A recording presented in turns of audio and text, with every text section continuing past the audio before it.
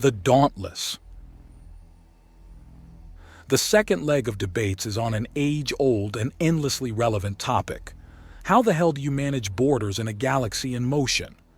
His own inability to properly answer that had him put another week onto the Dauntless's arrival on Centris in order to keep out of a collection of arrangement systems. The primary laneway was a little too close for comfort to that bunch. He has little input on the situation.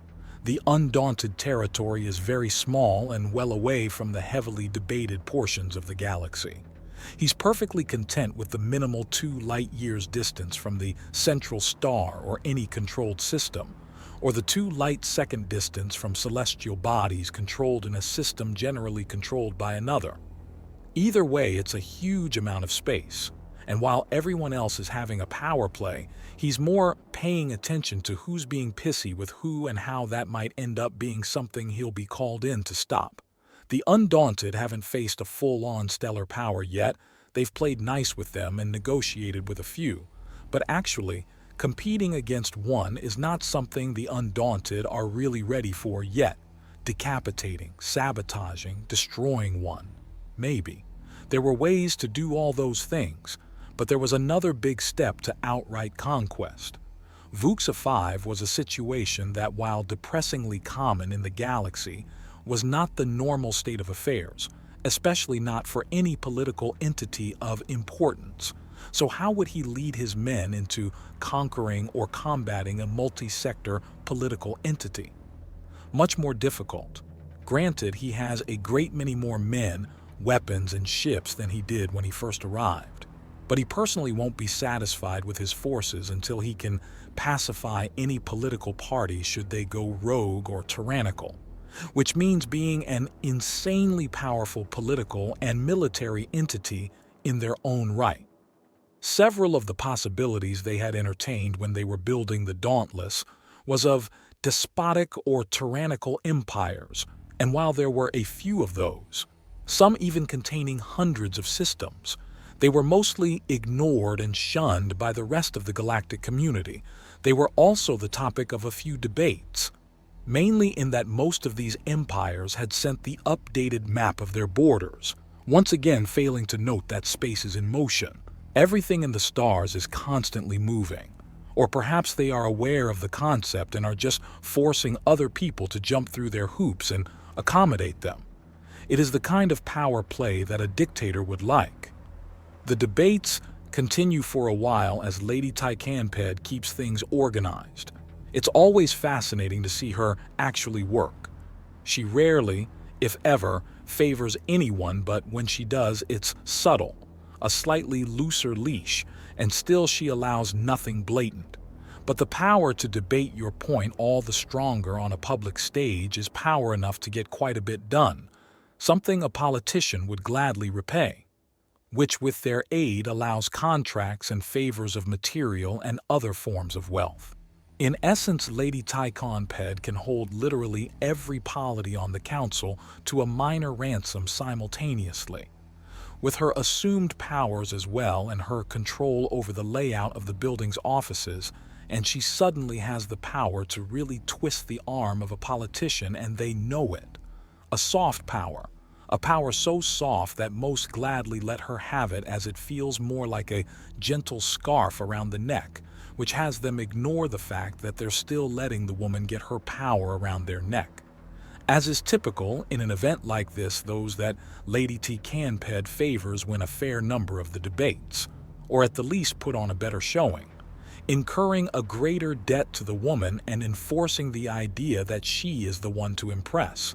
It's artful and skilled, but it's also wrapping up, which means in all likelihood the next turn of affairs is going to be. Now that that's out of the way, this August Council turns to a note of concern from the representative of the Juvanis sector. This concern is in relation to the disappearance of several preeminent citizens that have gone missing in recent days. He stops writing his notes, quickly closes the little book and tucks it away into a hidden pocket. A flick of material off his lapel, and he waits for what is undoubtedly coming up next. Thank you, honored speaker. as this council has just heard several prominent citizens from Juvanis have gone missing in the past few days. These individuals have a combined net worth that rival A planets. Numerous extremely wealthy companies suddenly find themselves without their CEO, or in no less than 3 cases, their entire board of directors. 2 scions of royal blood and a saint of the Gravid Mother have all vanished. The representative of Juvanis brings up, a saint?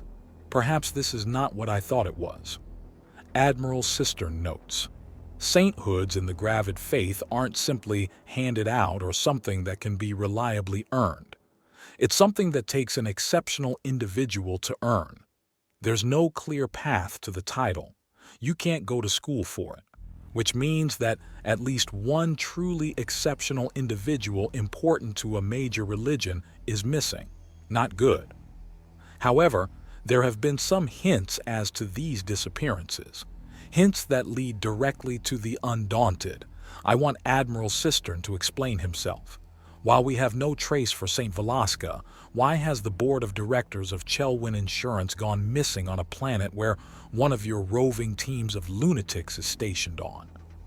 The representative challenges, and his broadcasting terminal gives a couple flashes to warn him that it's about to project. Good counsel and concerned representatives, I'm afraid I require clarification, or at least a narrowing of the location. I have a great many teams interspersed throughout the galaxy doing a great many things. If this occurred over Zal War, then it may be a training exercise gone wrong. If this is over the Vuxa system, then your missing citizens may have been mistaken for pirates and taken into custody. To say nothing of the numerous roving EFL vessels and aligned stations. So if you please, may I have some clarification? Admiral Sistern both waffles for time and fully explains why he has no idea what she's talking about. Okay, he does have an idea, but he's not sure. They were on company vacation on Lilb Tulelb. The representative clarifies, and Admiral Sistern sighs visibly. Then I'm afraid I can be of no help to you. The team on Lilb Tulelb was assisting police action at the time, and they are still processing an enormous amount of information. Furthermore, what information they do have, they have placed a summary gag order on until such time as the investigation and legal proceedings are complete. So, what I do know, I cannot tell you. I am sorry. Admiral Sistern explains, but he does wonder what will happen when some of the footage gets out. Teams of men blitzing guards and scientists before everything suddenly fills with brown smoke will garner some kind of reaction. That is unfortunate. Can you confirm or deny their survival? I can confirm that the operation that may or may not have swept up your missing citizens was done with the intention of taking prisoners for prosecution and not for slaughter.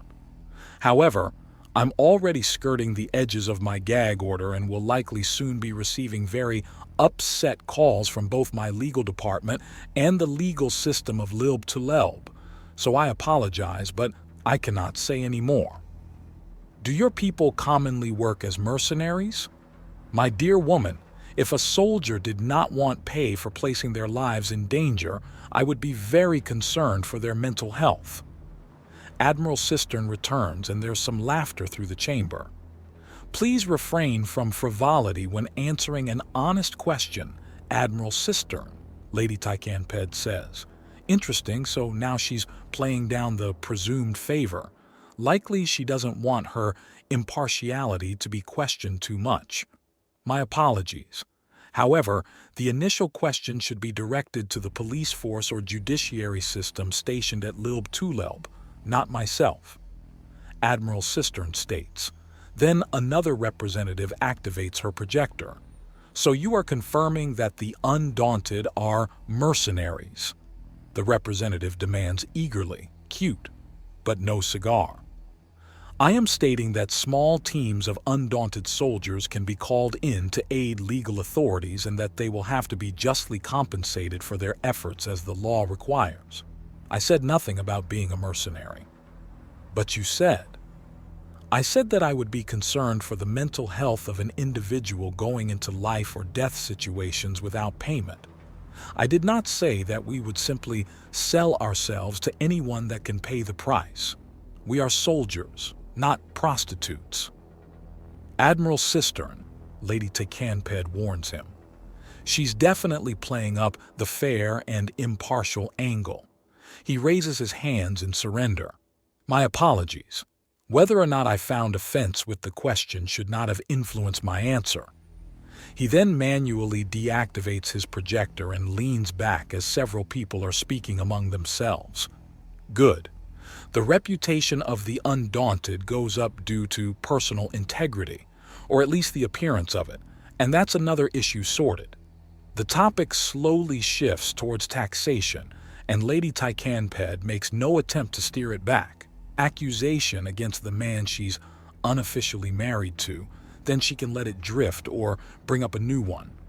Bringing up a new topic is a bit more overt, though. It seems she's just going to let the representatives do the work for her and change the topic themselves. After a moment's thought, he decides to make a friend. The representative for the Juvanis sector is no longer projecting, and he sends a request for a private chat. It's accepted in moments. Is there something you wish to tell me? She asks him immediately. Actually, I would like to inquire as to what has happened with the Saint of the Gravid Mother. I have not heard of this disappearance before now and am rather concerned that such a prominent individual has gone missing. 2 weeks ago, Saint Gina Velasca was due back to return to the main temple on Giovanni Prime after a holy pilgrimage, but there's been no sign of her. She was last seen traveling through Lilb to Lelb. We have no idea why, but every other time she's taken a detour on a pilgrimage, she's come back with astounding news. Then, mere days later, the directors of Chelwyn Insurance are all arrested and their assets frozen, but no trial as of yet. Our demands for information or extradition have all been denied, and the whole time, one of your ships is in orbit. The Chainbreaker, I believe it's called. I'm under a gag order when it comes to what the Chainbreaker were doing. But I can tell you that from what I understand of the Church of the Gravid Mother, it's highly unlikely that Saint Velasca was involved with what they ended up assisting the police with. However, I cannot say for certain. As I said before, limited information and a gag order. Admiral Sistern explains in an apologetic tone. Damn, I was hoping to at least have her back soon. In 3 weeks, there's a holy celebration that she has led our entire sector in for the past 50 years. It's grown into a massive point of pride and a cultural touchstone for us. I can't guarantee anything, but if you send me her information, I can have it dispersed among the Undaunted. We're few in number, but every extra set of eyes on the lookout for her is a good thing, I would think. Admiral Sistern offers, and he receives a smile before a file transfer comes across. You had that ready. It's another trick she has. She can keep things on topic. But if it's not a topic she likes, such as an "I really do want Saint Velasca back," and be it an empty assurance or not, people were going to at least offer what you just did. I assure you, it's no empty assurance. We will keep our eyes open for her. Admiral Sistern promises. I'll believe that when it gets results. I suppose so. He answers and then cuts off the call. That felt vaguely rude. But is it for the Juvanis sector? Hard to say.